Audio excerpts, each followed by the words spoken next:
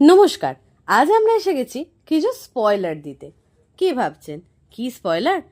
এবার 2025 সালের চন্দননগরের জগদ্ধাত্রী পুজোর কিছু সেরা মণ্ডপসজ্জার স্পয়লার নিয়ে। তো চলুন দেখা যাক। তো সবার প্রথমে আমরা চলে এসেছি এমন একটা প্যান্ডেলে, যেখানে প্যান্ডেলটাকেই বানানো হচ্ছে চন্দননগরের সবচেয়ে বড় প্রতিমা, যেটা তৈরি করা হচ্ছে কানাইলাল বারোয়ারির তরফ থেকে।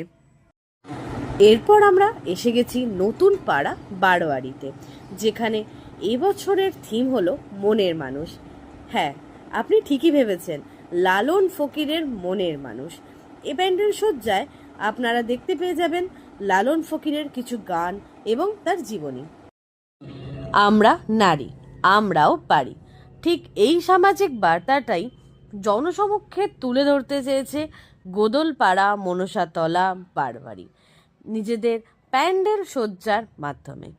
তাই নিজেদের প্যান্ডেল হপিংয়ের লিস্ট থেকে বাদ দেবেন না।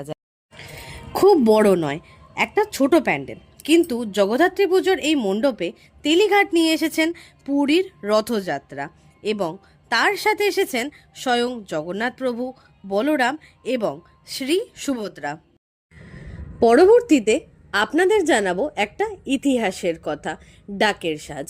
এই সাজের কথা কম বেশি আমরা সকলেই শুনেছি এবং দেখেওছি। দুর্গাপুজো এবং জগদ্ধাত্রী পুজো ছাড়াও আরও অনেক পুজোতে এই ধরনের সাজের ব্যবহার হয়ে থাকে।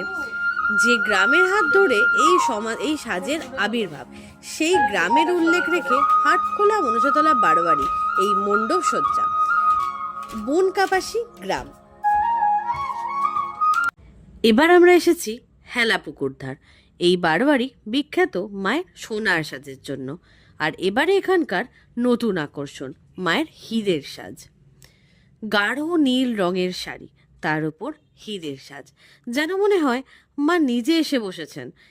এছাড়াও মণ্ডপ সজ্জাতেও এই মণ্ডপের কোনো তুলনা